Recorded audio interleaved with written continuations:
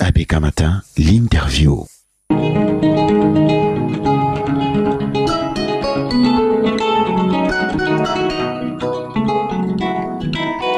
Augustin Kouepo est communicant MRC. Il est l'invité ce matin de Sidonie Fikak. Bonjour Augustin Kouepo et merci d'être dans ce studio de ABK Radio. Merci Fifi, merci cher monsieur. Je suis heureux d'être ici ce matin. C'est la première fois de découvrir les locaux de ABK. Et je suis très fier de partager ce plateau avec vous ce matin. Et alors, avant de commencer l'émission, je voudrais dire un mot particulier à mes amis politiques, notamment ceux qui sont encore dans les geôles, qui souffrent énormément après avoir pris des peines inutiles, des peines de haine, de 5 à 7 ans de prison pour certains, pour avoir réclamé tout simplement qu'on donne un audit ou alors qu'on explique aux Camerounais ce qu'on fait de l'argent des contribuables. Oui. Certains arrêtés chez eux pour soupçon, c'est-à-dire qu'on lit dans les bouts de cristal qu'ils ont l'intention de marcher et comme ça, on casse la vie d'un jeune pour 7 années pendant que les braqueurs à col blanc circulent aisément dehors, ceux qui ont détruit notre patrimoine, ils vivent tranquillement. Et voilà, je voulais leur donner ce matin ce coup de gueule en leur disant restez courageux, vous n'êtes pas seuls et c'est le prix à payer face à la dictature. On peut assimiler la situation de vos camarades politiques à celle de la suspension de 5 ONG de défense des droits de l'homme qui aujourd'hui pourraient être victimes de musulmans selon certains et on souhaite avoir votre point de vue là-dessus. Merci madame, ça ne commence pas aujourd'hui. Vous voyez, je suis ceux qui sont sur la scène politique depuis les années 90. Tout jeune, j'ai fait mes pas auprès de beaucoup d'aînés, notamment les Yolo Black, les Henri Tekwe, les Mouen Gaspard. Et j'ai vu tout ça venir.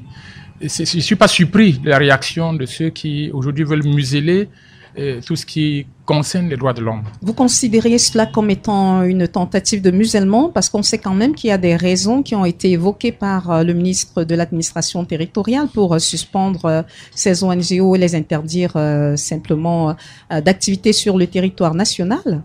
Oui, madame, j'étais en train d'y arriver. Oui. En voulant parler des organisations de défense des droits de l'homme qui ont été créées dans les années 90, notamment l'OCDH, de M. Charles Tchungan, Cap Liberté, Comité d'action populaire pour la liberté et la démocratie de M. Djekam Tchameni. Oui. Et toutes ces organisations ont été créées dans le but de protéger et de, n'est-ce pas, faire l'émergence des droits de l'homme. Mais malheureusement, le feu André Tsongi, paix à son âme, c'était un compatriote, c'était un parent. On a pardonné tout ce qu'il a fait au Camerounais, paix à son âme. Oui. On dirait tout simplement que c'est le même système qui perdure. C'est-à-dire qu'aujourd'hui, on vient à vouloir, n'est-ce pas, museler ceux qui passent tout leur temps à se battre pour que les gens qui sont injustement arrêtés, qui sont incarcérés dans les prisons, oui, les femmes qui subissent les féminicides et autres, on vient à fermer ces structures-là en donnant des raisons fallacieuses. Rappelez-vous, ces mêmes gens avaient traité Equinox, le groupe Equinox, d'avoir reçu 5 milliards de l'extérieur. Ils n'ont jamais apporté de preuves. Et ils ne sont même pas un exemple. Est-ce qu'il leur appartient d'apporter des preuves plutôt qu'à ceux-là qui sont accusés de leur présenter la preuve du contraire de ce qui est dit par le gouvernement? Je suis bien d'accord avec vous, madame. Oui. La relation entre la tutelle et ces ONG ne devrait pas être seulement une relation de violence. Oui. Ça doit être une relation de collaboration. Ça veut dire qu'on pouvait convoquer les responsables de ces ONG-là et dire que bon, voilà, il paraît que vous aviez reçu des fonds de tel, ça ne cadre pas avec la réglementation en vigueur. Et à ce moment-là, à ceux-là d'apporter des éléments et on met le peuple à témoin. On ne va pas seulement se lever avec le marteau et venir fermer sans mise en demeure, sans vous convoquer, sans vous demander ce qui se passe. Ça ressemble un peu à un acharnement.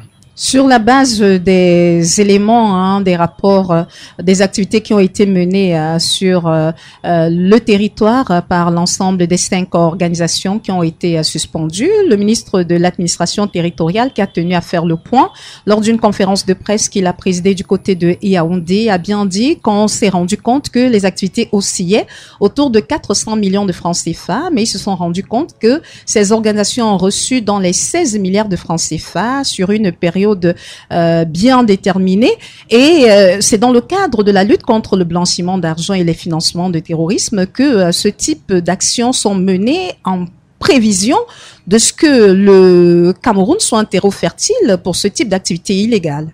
Je suis parfaitement d'accord avec vous. Il est de bon ton qu'on contrôle l'origine des fonds. Oui. Mais je dis, il y a un préalable à tout cela, madame.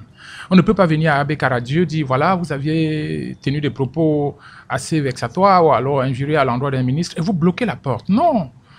Il y a un régulateur qui doit vous convoquer, faire un échange avec vous et vous dire, voilà, vous avez fait des dérives à tel endroit, comme ça, comme ça. On vous fait une mise en demeure pour vous dire, essayez de vous remettre dans votre siège. C'est comme ça que ça devrait se passer dans les pays démocratiques. Les ONG en question sont censées présenter leur rapport d'activité au ministère de l'administration territoriale qui régule leurs activités sur le territoire national. Est-ce qu'elles aussi sont exemptes de tout reproche dans ce sens-là? Moi, je crois que je ne suis pas dans ces organisations-là, mais si ces organisations ont fonctionné jusqu'aujourd'hui, c'est-à-dire que c'est des organisations qui ont pratiquement 7-8 ans, voire 10 ans sur le terrain. Oui. Si depuis 10 ans, il n'y a pas eu de reproche, ça veut dire que ces organisations se sont conformées à la réglementation. Mais s'il y a eu dérive, je suis d'accord que le ministre puisse réagir, parce qu'il y va de ses compétences. Oui. Mais pour réagir, je dis tout simplement qu'il y a des préalables. Si le contribuable, je prends un exemple, le contribuable que nous sommes par rapport aux impôts, quand il ne réagit pas conformément à la loi, on lui fait une mise en demeure pour lui dire, monsieur, voilà, vous payez régulièrement vos impôts, mais depuis un moment là, vous ne les payez plus. Parfois même, on vous appelle pour vous dire, si à telle date, vous n'avez rien fait, à ce moment-là, on sera obligé de fermer votre établissement pour que vous réagissez. Mais il ne me semble pas que c'est le cas au Cameroun. Aujourd'hui, c'est des procédures qui n'ont pas été respectées que vous remettez en question. Tout à fait. C'est pour ça que Maître Alice Com a brisé les scellés. Et sur cet acte, justement, qu'est-ce que vous pensez de son attitude? Mais quand la loi n'est pas respectée, la loi précise très bien que on peut condamner. Je n'ai pas exactement le nombre d'années qu'il faut, n'est-ce pas, qu'on accorde à ceux qui ont fait les bris de scellés. Oui. Mais ce qui m'intéresse là-dedans, c'est que quand c'est légalement apposé, légalement, ce mot m'intéresse.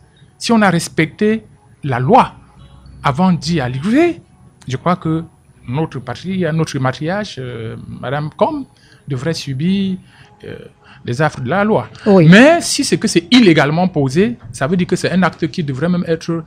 on doit même poursuivre plutôt le fonctionnaire véreux. Et à ce moment-là, ce serait quoi la procédure? Est-ce que ce serait de procéder au bris d'escellés comme ça a été le cas, ou alors d'initier une action devant les juridictions, même administratives, parce qu'il y en a. Vous pouvez intenter un procès contre une autorité administrative si vous avez l'impression d'avoir été abusé dans le droit, et laisser suivre et attendre que les résultats de l'enquête et même du procès puissent condamner cette personne. Est-ce qu'on doit se rendre justice? Vous savez, madame, face à l'injustice, ce qui reste aux justiciables, c'est se trouver le moyen de se faire justice. Oui. Oui. Je vais vous dire, quand vous parlez, ce que vous dites là est valable dans les pays où les lois sont respectées, où les droits sont respectés, où ceux qui sont là pour protéger les lois sont un exemple. Oui. Vous voyez très bien que ce qui se passe à l'Assemblée nationale, les procès qu'on a ouverts ici, des milliers de procès. Vous pouvez me dire aujourd'hui où est-ce qu'on en est avec le procès de votre collaborateur qui avait été assassiné? Oui, Martinez Zogo. Vous pouvez me dire où est-ce qu'on en est aujourd'hui? Les audiences se suivent leur cours. Ça se suit, mais c'est le cafouillage total. C'est-à-dire qu'on renvoie, on perd le temps.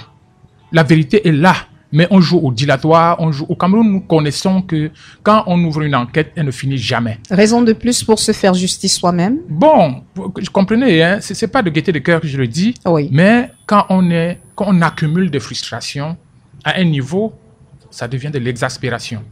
Même chez vous, quand vous tapez sur votre enfant tous les matins, l'enfant fuit de tous les côtés, vous continuez à taper sur lui. Quand il est sur un mur où il ne trouve plus le moyen de fuir, il va vous renverser avant de traverser de l'autre côté.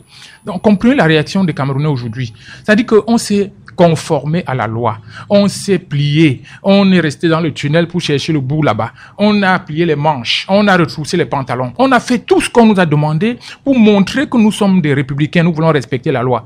Mais ceux qui sont là pour, n'est-ce pas, faire respecter ces lois sont des premiers à détruire je voulais dire, détruire les lois. Oui. Donc, nous qui sommes en bas, d'ailleurs, Rappelez-vous, il y a un adage qui dit pour laver les escaliers, il faut commencer par le sommet. C'est-à-dire que c'est eux qui sont au sommet qui doivent montrer l'exemple. Parce que si vous commencez par le bas, en montant progressivement, vous allez les salir. Oui. Voilà. Donc, regardez, madame, je comprends la réaction des Camerounais. Je comprends la réaction de madame Alice Com.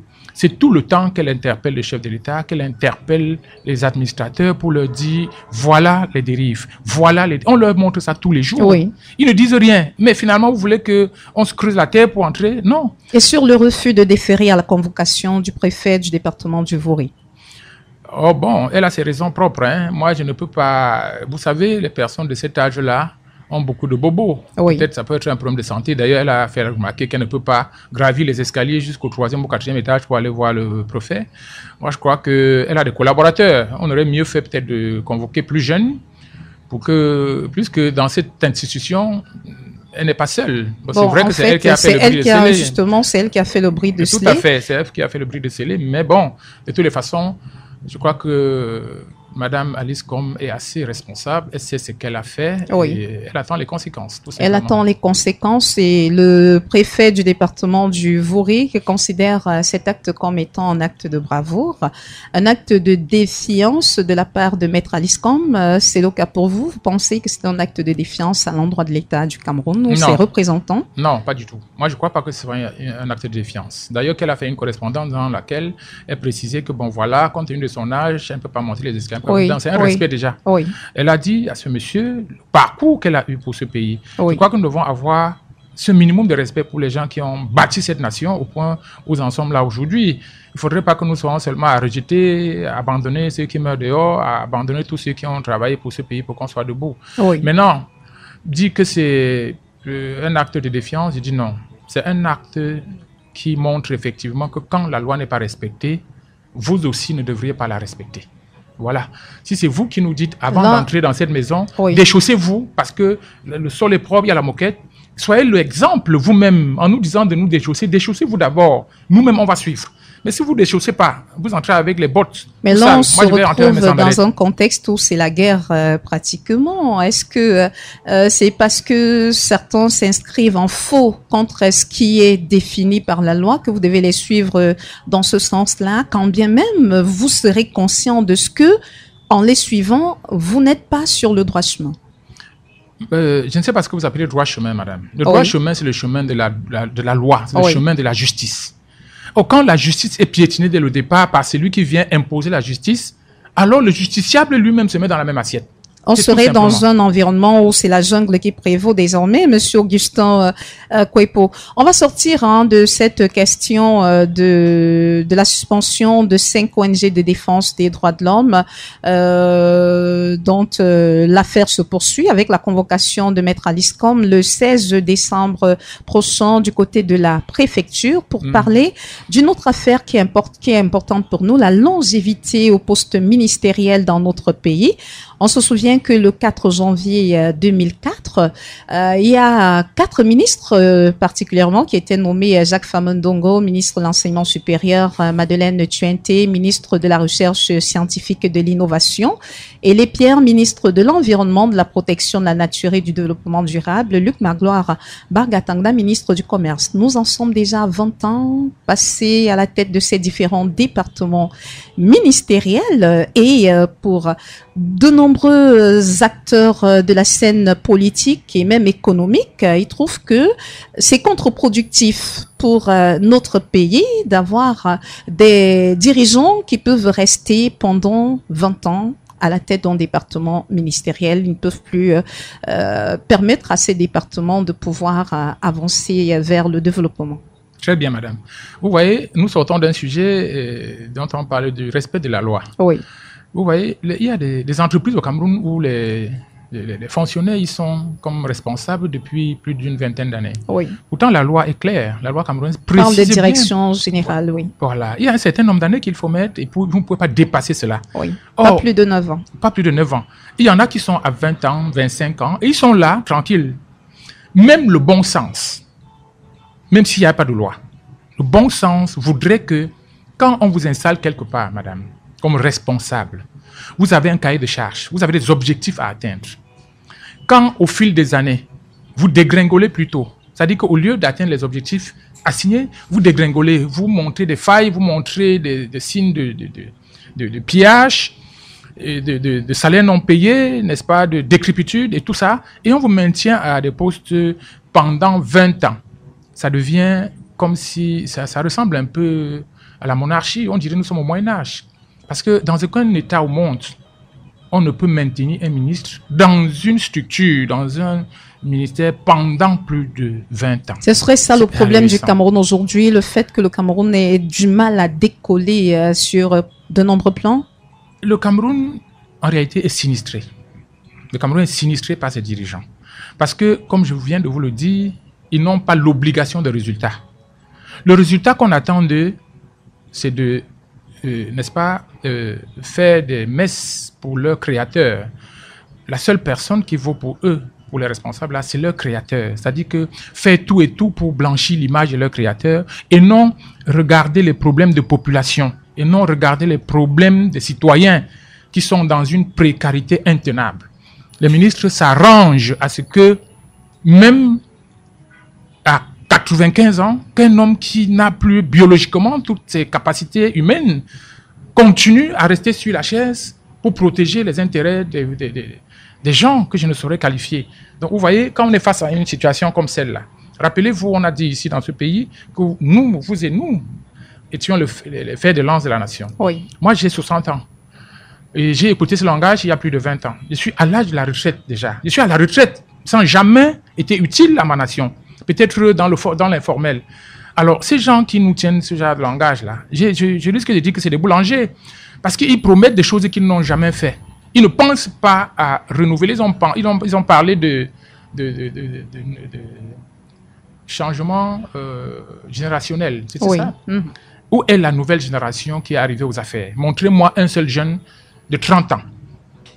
À part celui qui est à l'ENAM, oui, avec ses frasques, qui est maintenu là-bas. Montrez-moi un jeune valeureux, compétent, qui est aux affaires au Cameroun aujourd'hui et qui a la main libre. Il n'y en a pas. Donc on maintient les mêmes vieillards, on les retire à un moment et on les rappelle ailleurs. Donc ça veut dire que c'est le même système qui perdure depuis 40 ans. Et le MRC aux affaires, comment est-ce que les choses se passeraient? C'est quel type de gouvernement qu'il proposerait aux Camerounais pour être plus efficace? Nous le disons tous les jours, madame. Nous avons 5 piliers. Les 5 piliers détaillent clairement la gouvernance du MRC. Oui. C'est-à-dire que la priorité du MRC, c'est l'être humain. Oui. C'est l'humain, d'abord. Chaque parti politique le dit, hein, monsieur Augustin Kouépé. Oui. Il y a justement un gap entre ce qu'on dit et ce qu'on fait. Oui. Mais je crois que on regarde le maçon au pied du mur. Depuis 2012, le MRC est sur le terrain. Oui. Vous pouvez le constater de vous-même, madame, que ce que nous faisons sur le terrain est exceptionnel par rapport aux autres qui ont tenu des langages qu'on ne voit qu'à la télévision à la veille des élections. Moi qui vous parle là, je suis coordonnateur. Pouvez-nous citer quelques-uns de vos faits d'armes? Vous savez, c'est pas tout le monde qui suit l'actualité politique du MRC. Très bien, oui. Très bien. Si aujourd'hui on a atteint 8,5 millions d'inscrits sur les listes électorales, je peux vous dire, sans vouloir vraiment faire du populisme, que c'est à 80% le travail du MRC. C'est chacun qui s'approprie finalement cette victoire. Augustin Kouépé, le RDPC le dit, le PCRN dit avoir été précurseur à travers son mouvement 11 millions d'électeurs. Aujourd'hui, le MRC s'approprie la paternité de ces inscriptions. Finalement, on ne sait plus trop à qui est-ce qu'on doit, à quel sens se vouer. Je vais vous donner un indicateur, madame. Oui. Rappelez-vous du taux de votants à l'inscription, aux élections où nous avons refusé d'y aller. Et les élections passées, et ces élections-là où nous avons refusé d'y aller, vous allez voir la différence entre l'abstention et les votants. Ça, c'est un indicateur. Tous les autres y étaient. Le MRC avait dit aux Camerounais, n'y allez pas parce que voilà. Et le taux d'abstention était des plus jamais vus au Cameroun. C'est un indicateur. Le deuxième indicateur, madame, moi, je suis coordonnateur de l'équipe mobile des inscriptions sur les listes électorales dans le littoral 1. Oui. Moi, je suis le coordonnateur.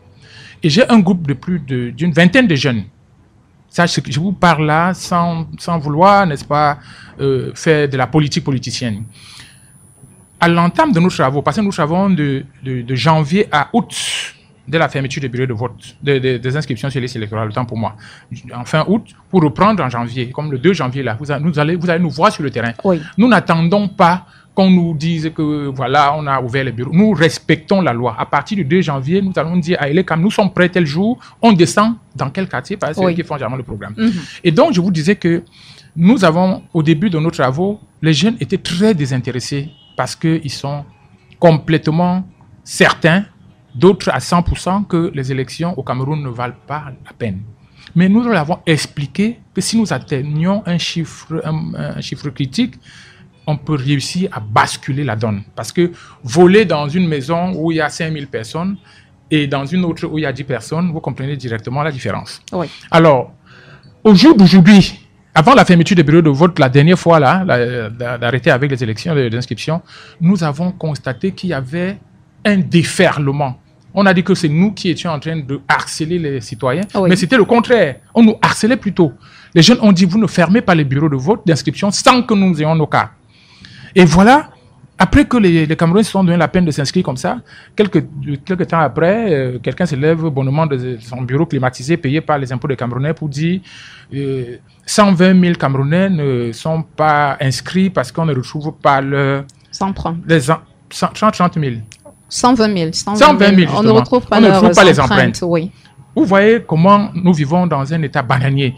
C'est une machine, la machine qui renvoie ton récépissé. Oui. Ce récépissé porte tous les éléments, nom, lieu et date de naissance et vos empreintes sur le récépissé. Oui.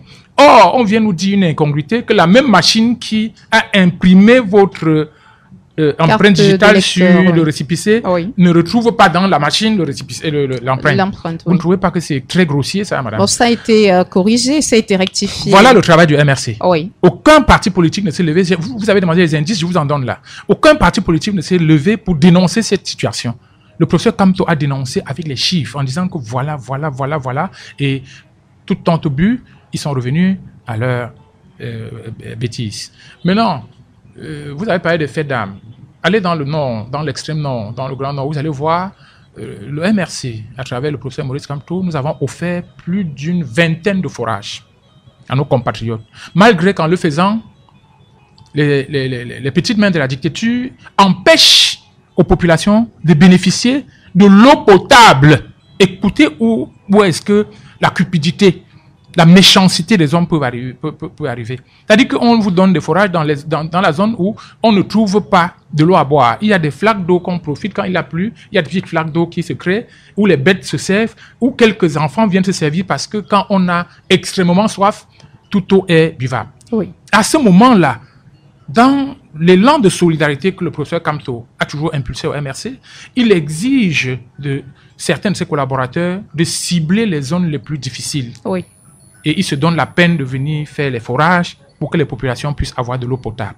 Nos concitoyens qui doivent protéger ces citoyens-là leur interdit de profiter de cette manne.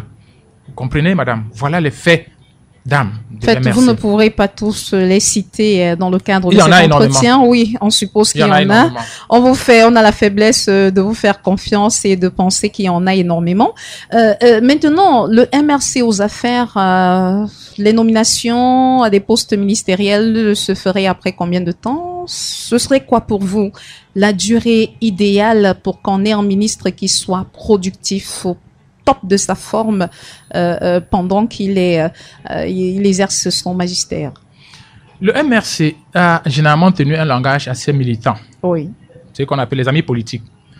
Ne croyez pas que parce que vous êtes au MRC et que vous servez, vous travaillez, que vous allez être forcément des responsables au MRC. Non. Oui. Il faut déjà le dire clairement.